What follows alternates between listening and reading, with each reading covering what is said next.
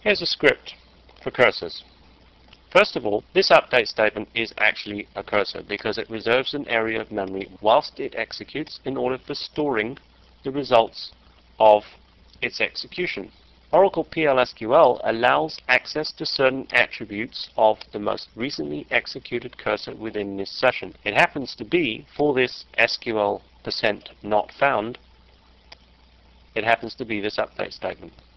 When this update statement executes, we will get an answer from this cursor telling me whether this record was not found or not.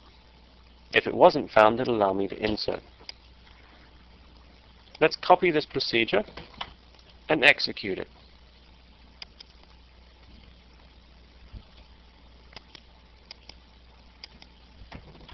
Once again, we have the issue with the collection objects. So all we'll do is we'll simply go and edit this insert statement and change the act and put the two collections in and set them as null. Let's once again copy and paste, and we see that this person has been added. Now, since I asked the update if it was found, now it will be found by the update, so it won't insert. So our message is different, changed to that, so it actually executed the update.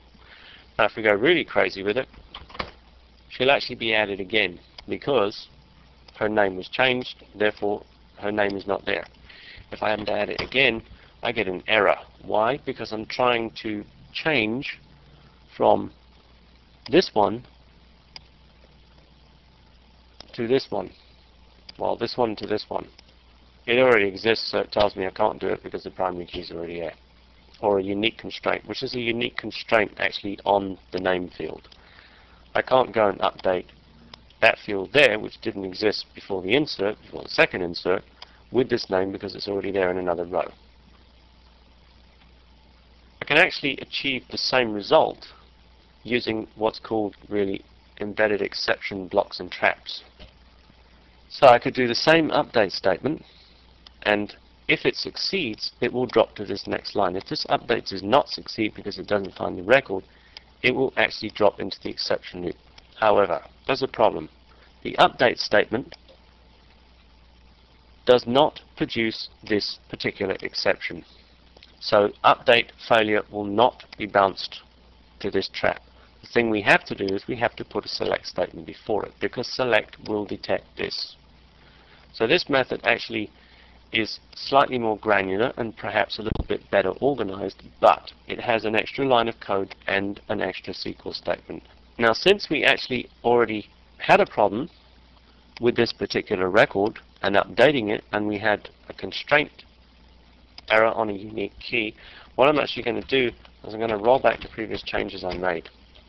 So now that data is not there anymore. This act is no longer in the act table. So I'm going to copy and paste this version, and I'm going to paste it in. Once again, this is my collection error on the act table. So I'm simply going to go into this insert statement, change the code here, and add these nulls again. The easiest way to correct the problem. So I'll copy and paste back in, I'll run the procedure, and it says she's added.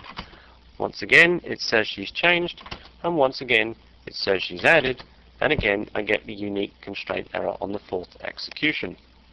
Now let's go and look at an example cursor for loop. What is a cursor for loop? A cursor for loop is an implicit cursor because it does not require explicit declaration of both cursor and the record acting on the cursor, plus explicit commands to tell the cursor to open, close, and require fetching of each row. All you do is you create the cursor as a definition in the declaration section, and then you loop through the cursor with the for loop. You don't even have to declare the record, which is this rshow thing, against the cursor, cshows. So let's simply just execute this cursor, and again we have the error. Okay, this is interesting. This is because I haven't set dbms output to 2000 characters. I haven't set the buffer limit. The limit of that buffer is 2000 bytes. 2000 characters, not very much, doesn't take very long to fill it up. As long as you keep outputting, no matter what you do, as long as you keep the same session open, which I've had open for a while, eventually that buffer will overflow.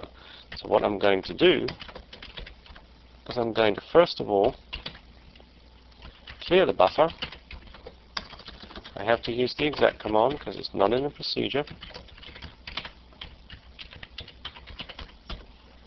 And then I'm going to make it nice and big this time. The only problem with a large buffer, if I have limited memory on my machine, on my client machine, is going to fill up pretty fast.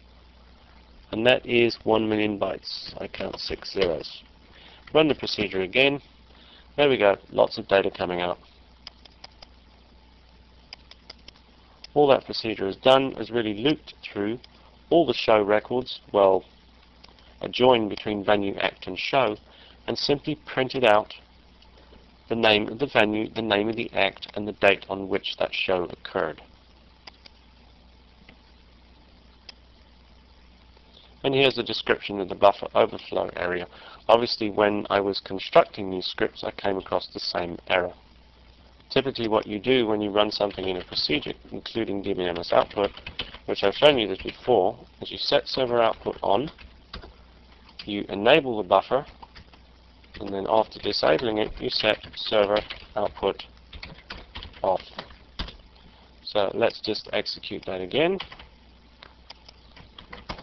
It's useful to have these errors coming out because you are going to get errors like this, and if you haven't seen it before, you won't know what it means. And what I did there with output was I left the T out. So let's be insane about it and run it again. And there it's all working.